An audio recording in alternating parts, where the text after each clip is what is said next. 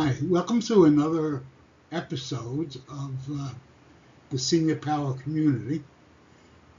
This is going to be a rather interesting episode since it's about a personal story of mine, which has a lot of lessons, and I think I really wanted to share with you exactly what happened to me and perhaps how one can avoid these issues in the future.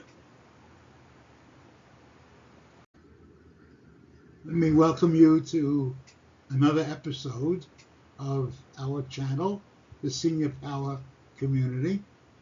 And what we're going to be doing today is discussing something which is very personal to me. And I thought I wanted to share this experience with you. And this involves, rather importantly, going to the dentist and things which could happen as a result of going to the dentist. And I really would like you to listen to this first before your next visit. I'm not saying every visit is going to be like this, God forbid, but if it is, let us explore it and determine what we can do to it. As is our custom, we're going to go through an agenda first, and we're going to begin, as we usually do, by just having a brief presentation on what this channel is all about and why it's relevant. And then we're just going to introduce again both safety and security and health as one of our topics.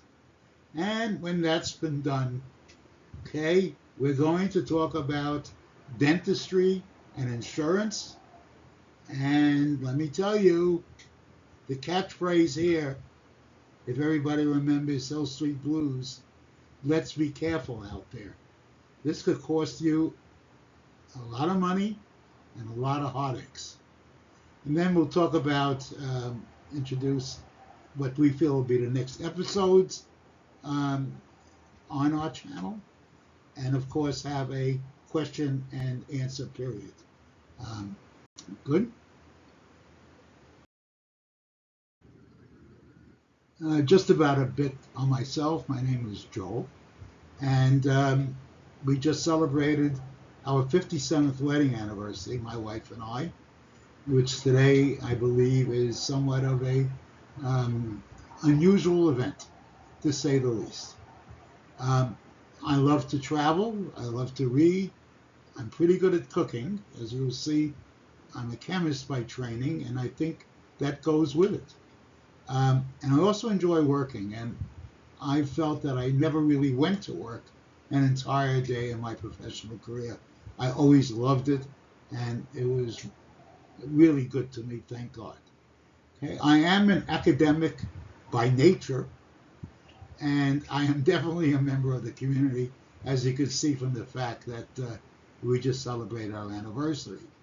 I was born in Brooklyn, as you probably can tell from my accent, which I am proud of, and lived in New Jersey, Colorado, and now in Arizona.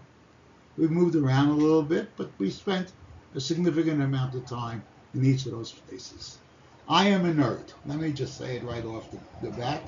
I went to Stuyvesant High School, which is the school in the world for nerds. And it's allegedly still the best high school in the world. I don't know how true that is, but it was interesting by itself. I then went to City College of New York, which is referred to as the poor man's Harvard, and we were poor, but good. And then I went up to the State University of New York at Albany for a PhD in chemistry. So I am a nerd. I mean, nobody's going to argue with that. However, I've been a professional consultant for more than half a century. Yeah, oh my God. And I've had clients in all sectors, government, non-governmental organizations, and commerce. And I've been lucky to share my experiences and my perhaps talent all over the world. My specialties are security, healthcare and related matters. I am also a registered, or was, I dropped it, registered um, insurance producer, both life and for health, in Arizona for several reasons. And this, I think, brings a level of credibility to what we're going to be discussing today. Why this community? Our purpose is just to provide you with information which is validated, which you could trust, so that you can go ahead and make what we call informed decisions on very important topics in your life and issues. And the goal is to provide you with the tools to allow you to make overall improvements to your quality of life. We support the community and its complex needs of seniors and their support network because people don't realize how complex our needs are. And I think as we get older, these needs become more complex every day. We only address critical and timely topics. That's our promise to you. Whatever we have on this channel is really needed for you to understand the environment that we live in and what we could do about it. And one of the major topics we have throughout this channel, as you will see, is artificial intelligence. We want to share with you what it is and how you can use it. It really is something special. Finally, in this area, we are independent. We have no outside influences. We're not owned by insurance companies. We're not advertisers of insurance companies or hospitals or doctors' practices or anything else like that. And we are the only site, I believe, the only series of podcasts where everything you need, and that's a big word, everything, is in one place, here. You don't have to go hunting around. You'll find, I believe, all topics. If we've left out something, please let us know by sending us an email or else just writing something below this presentation in the comments.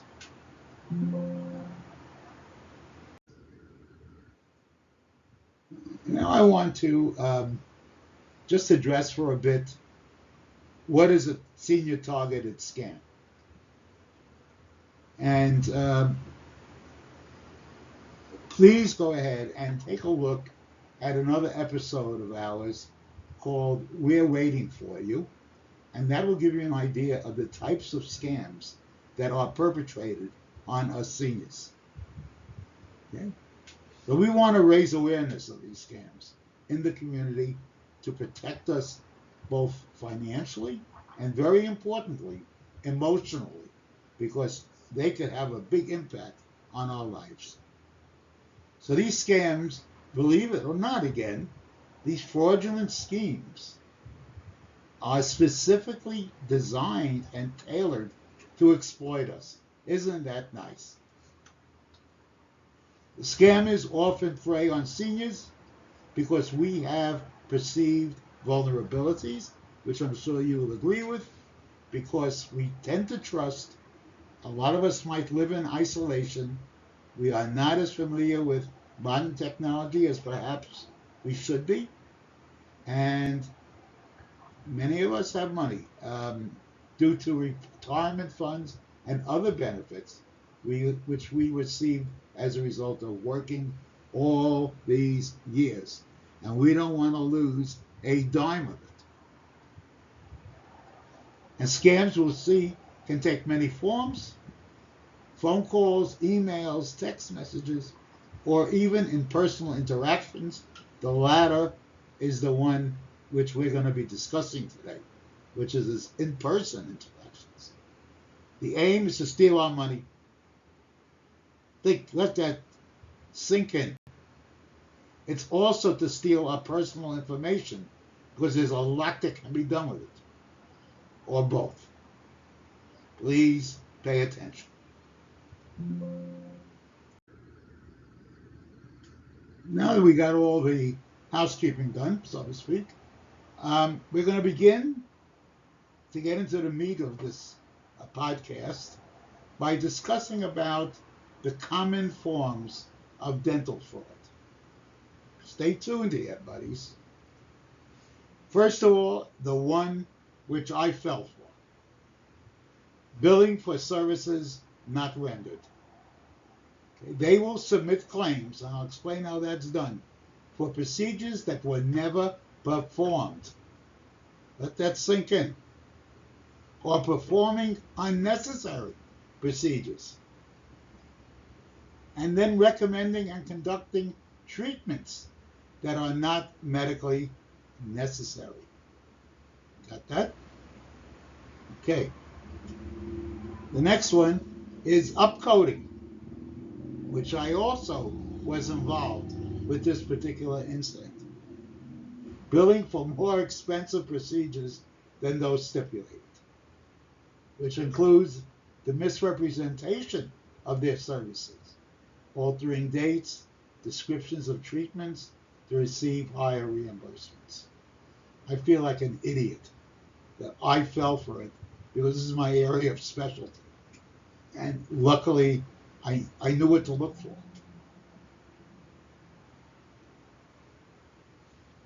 Okay.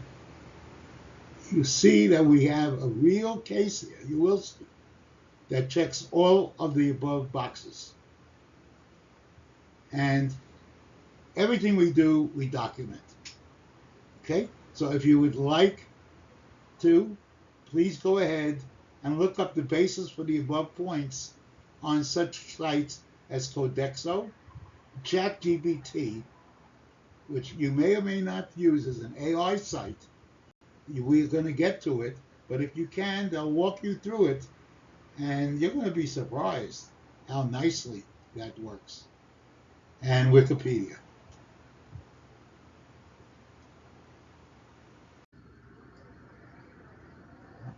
Okay.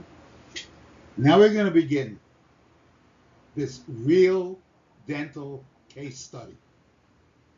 I don't think you'll believe what I'm going to go through with you.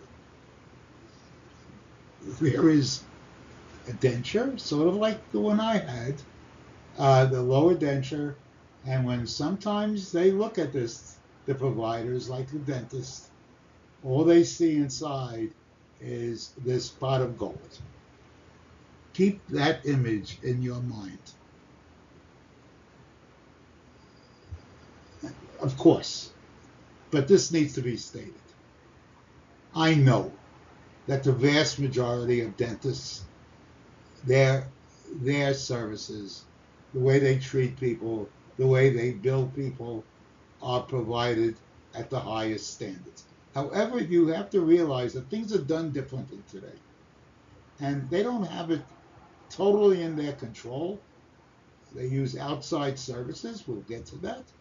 And it's sort of their fault because some of them don't monitor what's going on, and some of them want it this way, and some want fresh. Okay? Regardless, dental fraud has a financial impact on you. It also has an emotional impact because for me to find out and to help solve this problem, you ready? It took 3 months in which I lost my dental insurance. So believe me, it was emotional. And then it has an effect on the overall healthcare system because we're paying for it as a community.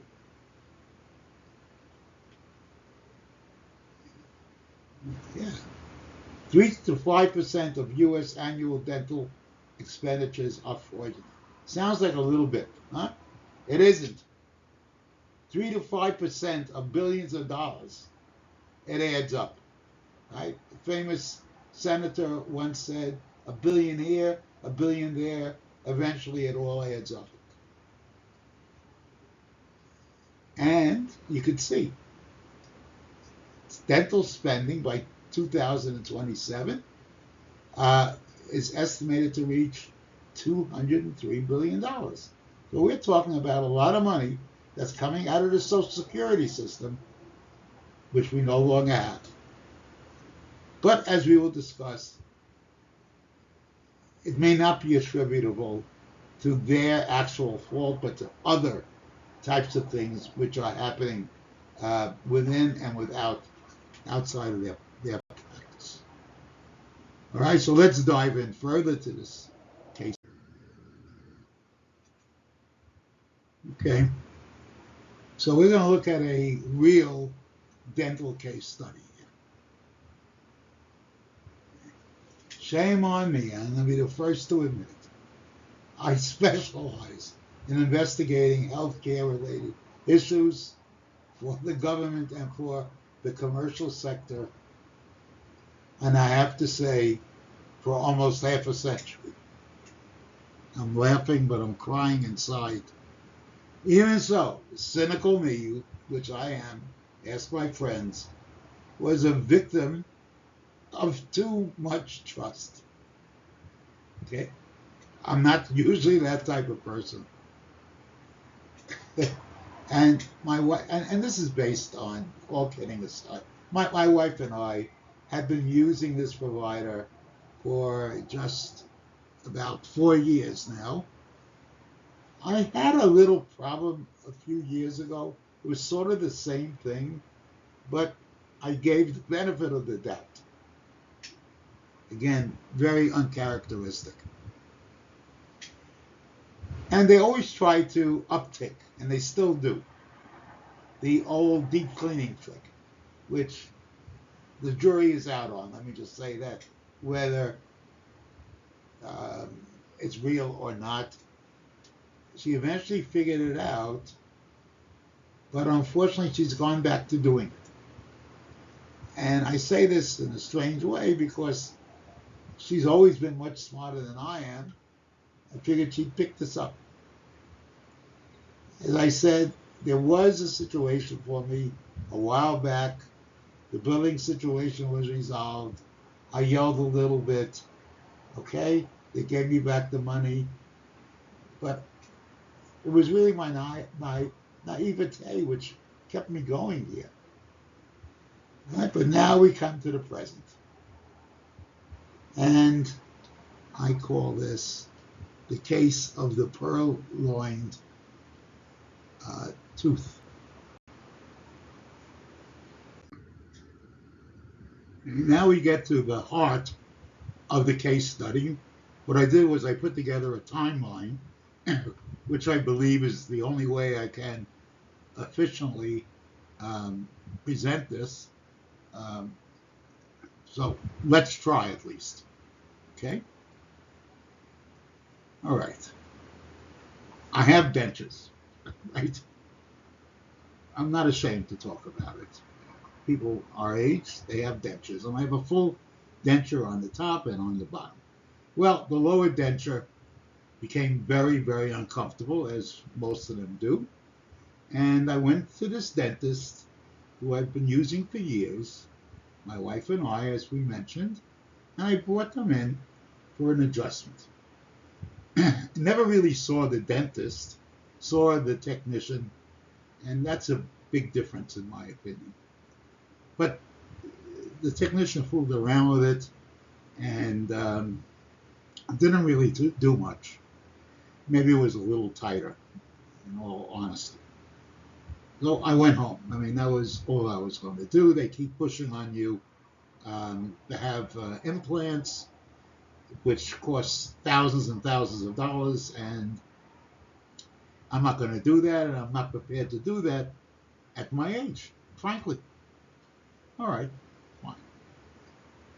Okay, so on the 15th, because the denture was so loose in my mouth, it fell on the floor. It just shot out of my mouth and fell on the floor, and a front tooth came out. Okay, but I recovered it, put it away. And the next day, I contacted the office and was told to bring it in on the 17th, which I did. All right, so far, so good, no problem. Now we come to the reds here, okay? So on the 17th, I brought the lower denture in for re-anchoring, as they call it, and the receptionist could not believe it. She actually embarrassed me in front of the office. Okay? I am an expert in this field. I know the laws and the regulations in regard to the Centers for Medicare and Medicaid. I've done work for them, and I do work for private clients. Okay. She asked for $50 for the lab. I know straight up and down that they cannot do that. That the cost of all those things are included in the insurance, because I have a $3,000 policy, and everything I go to the dentist, excuse me, is taken out of that $3,000. So nothing should be charged. Right? Well, but she was insisting, okay, that I pay. And there was a little discussion, let me put it that way. And eventually the office manager guy said, all right, just take it and send it. She was actually threatening me that she won't send it, which you cannot do. Maybe you don't know that, okay? But you ought to look into your rights and privileges under the Medicare and Medicaid Act. It's enlightening. Okay. All right. So this was a bad feeling. Then I came back on the 20th, and I picked up the lower denture and had to ransom it by paying the $50. They still insisted on it being paid, and at that point I was already sort of disgusted with this whole thing, and I knew I would get it back probably anyway, and I wasn't going to fight in front of everybody. Okay, fine. Okay, I've done a lot of auditing work, so by the 31st or so of January, and it was brewing for a few days, that I had a premonition that something, as we say in New York, was not kosher. Okay, and it really started to bother me. Well, that was in the evening, and I waited for the next day. And on the next day, I looked at my chart, which is this portal on the dentist's office. Okay, and when I looked at it, my premonition was correct. Holy cow. Okay. And I called both the office and the insurance company. Well, this is what it was. Hope everybody is sitting down. Okay. They charged me over $700 for the initial slight scraping of my lower denture. Okay, plus the $50, and then $15,000. Okay, because they said that I had this exam, special exam, which I never did. The stupid insurance company paid them $2,700, which wiped out my insurance totally in dental, and I still owed, according to their records, the doctor's records, $9,000. Well, you know I'm not an easy guy. You could tell that. And I, to say the least, was rather upset. But luckily, I have resources, which most people don't. And I do know, without waving my flag, how to approach some of this. So I went ahead, and over a period of 3 months, remember, during this 3 months, I did not have any insurance on my dental plan. because it was used up. Okay? They finally admitted that they were quote unquote wrong. All right? And they sent back the $2,900 to the insurance company. They gave me my $50 in a check. And they threw me out of the practice because I complained. But don't worry about it. Within one day, I found another dentist. Okay? And I explained it to him going in to this new dentist. Very nice guy here in Scottsdale. But all I can say is that don't become a victim. Please. It is so easy to do. The, the, the font of all scams is trust and belief. You gotta trust but verify, as President Reagan once said. And this is a truly sad commentary. I am not going through everything which occurred, okay? But that's the way it is.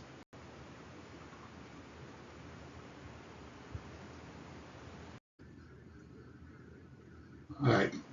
We've talked a lot about all these things and negativity and so forth. But the most important thing is, what are you going to do if you've been scammed? And I think I alluded to some of this in the previous discussion. Okay, it's important to remember, don't feel guilty about this. Please. Anyone can be scammed, including myself, and I feel I'm sophisticated. It's not your fault. However, there are steps to recover from it. Okay. First thing is the telephone. Stop communication immediately with the scammer. Block their number, block their email. You do not want to talk to the dentist. Next. Secure your accounts. Okay? If you shared your sensitive information, contact your bank or credit card company to freeze or monitor your accounts. Because there are a lot of different dental scams. And we don't know exactly the one you might fall into. Report it. Okay? You should report it to law enforcement. Don't be shy about that. Get yourself on record. They may not do anything about it, but file a police report. Go to the Federal Trade Commission.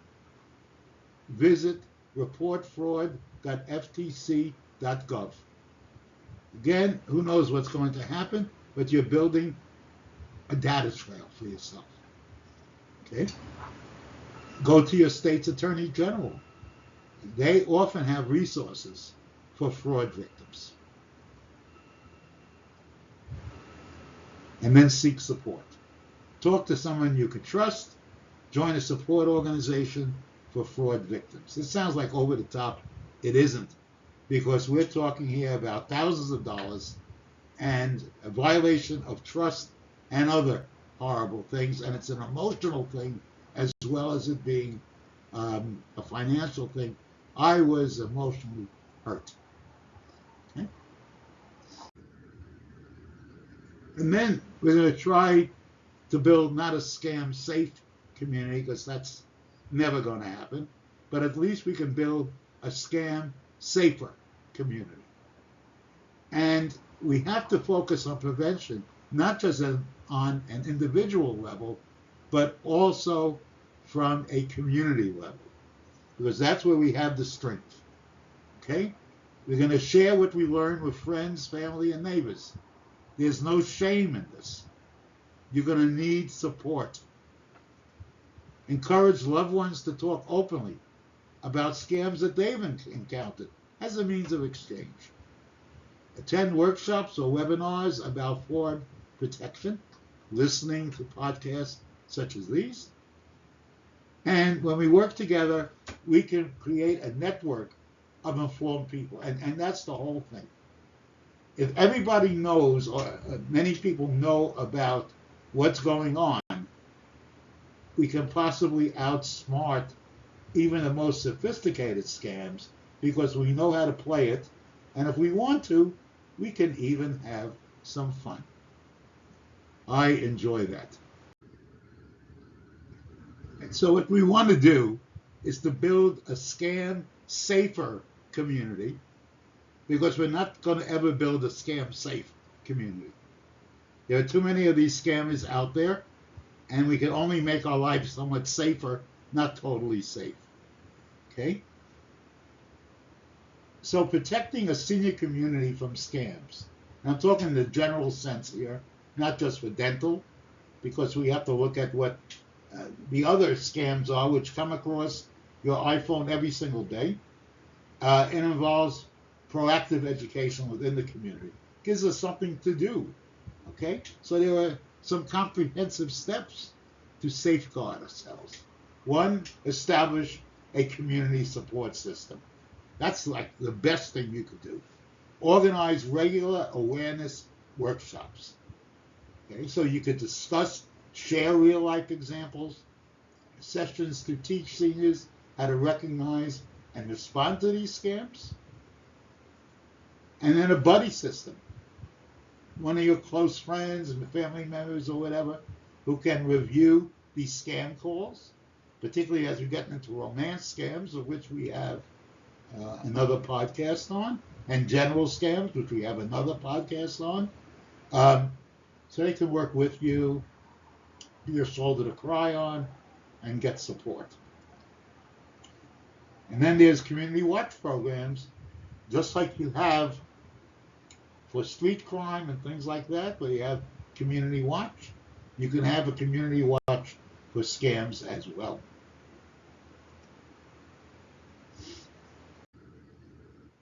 And then, along the same lines here, you got to educate yourself about the common scams. So what are the types of scams? First are technical scams.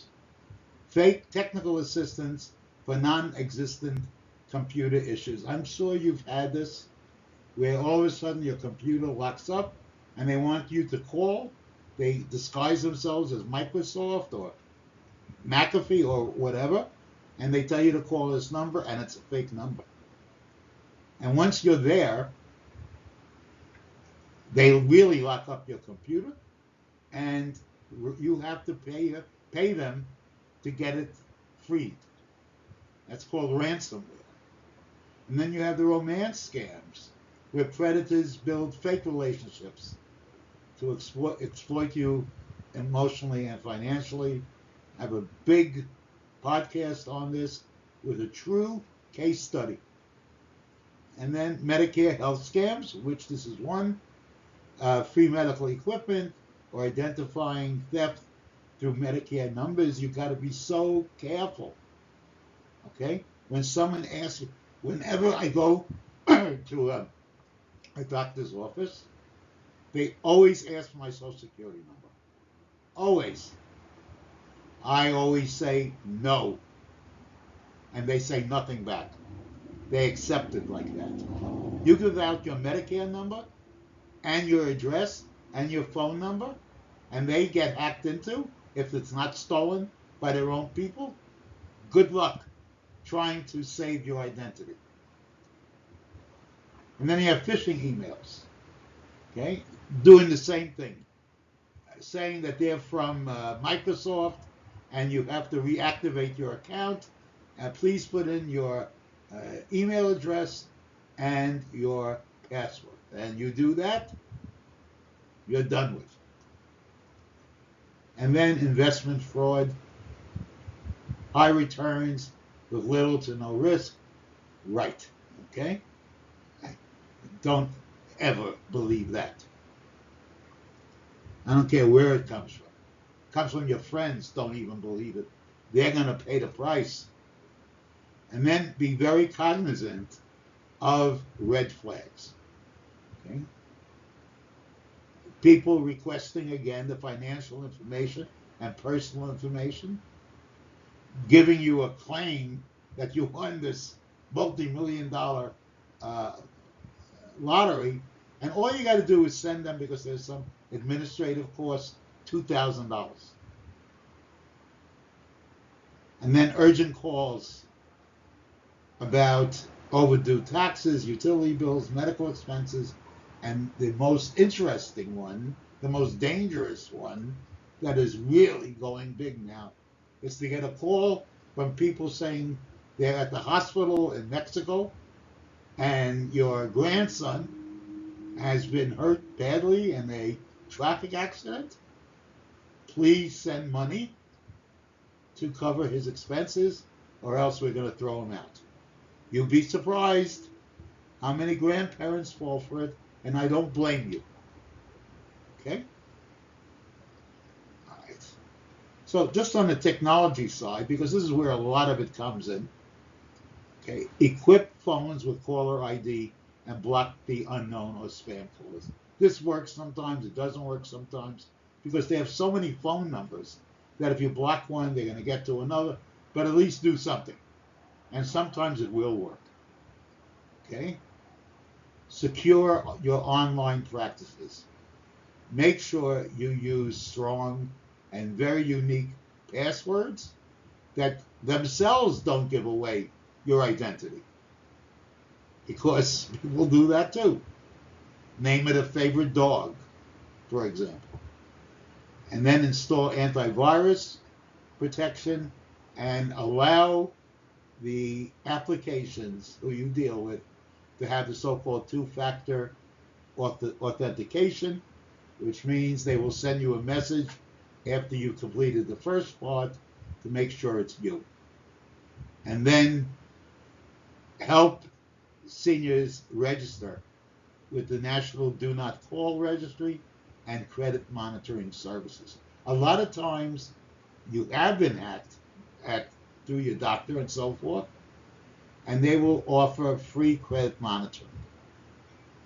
I don't think that's a great, they're not giving you something that's as valuable as the information was stolen, but at least they're giving something. They give you credit monitoring services. Take advantage of it. Continuing with this involvement, engagement, and promotion, we should involve our families. Open communication is key. We should involve the police, because they've been through it a few more times than we have, from a different perspective, from a good perspective. Engage law enforcement, other types of law enforcement, and financial institutions. Many times, local law enforcement will even send officers to educate seniors on the most recent scams and what to do about them. And we can even talk to bank people to train them as a group. And there is a resource line from the Elder Fraud Hotline. That's it on the screen. And please make note of it should you ever need it. And you might. And then try to promote a fraud-free culture. Post flyers, have regular newsletters, and empower us to just say no on unsolicited callers. Delete their numbers and whatever without any guilt whatsoever. Thankfully, we're coming to the end of this. I'd just like to make a closing message. Okay, you've just taken part in a very important step. Okay, got to remember, we say all the time, knowledge plus understanding equals power, equals senior power. By staying informed, you're taking control of yourself. Don't let people say, don't worry about it, it's never going to happen, blah, blah, blah. Oh, you know what? You know what people say.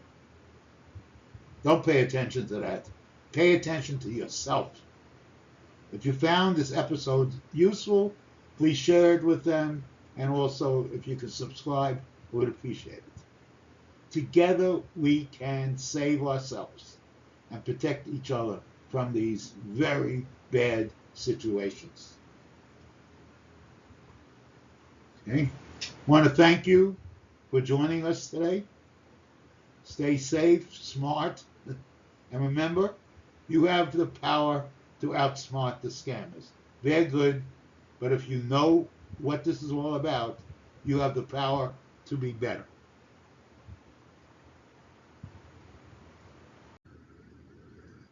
Remember, this is just an introduction to one type of senior focused scam. And for the fraudsters, it is a very fertile ground. To help us along in this, the next episode, which is already posted, is on romance scams. Something dangerous, but rather interesting. And they're growing. Okay, they're happening across every corner of the world right now and picking up speed. Please make a date to view the Romance Scam podcast because it's real, it's serious, and it's a threat to our community.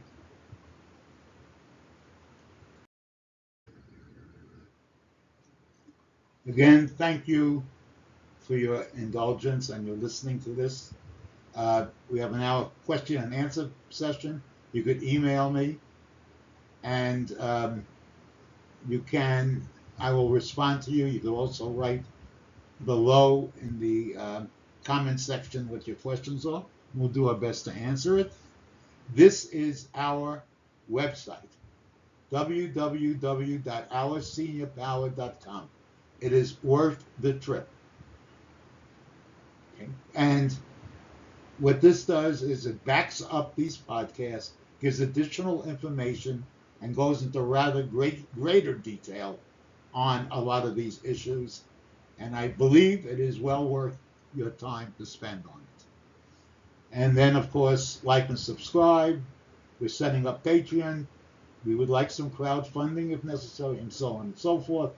I hate talking about this, but the fact of the matter is it takes a lot of research, a lot of time, and a lot of resources to put these together. We believe they're valuable, and we like our own community support in this. So long until the next time, and stay safe out there. Thank you.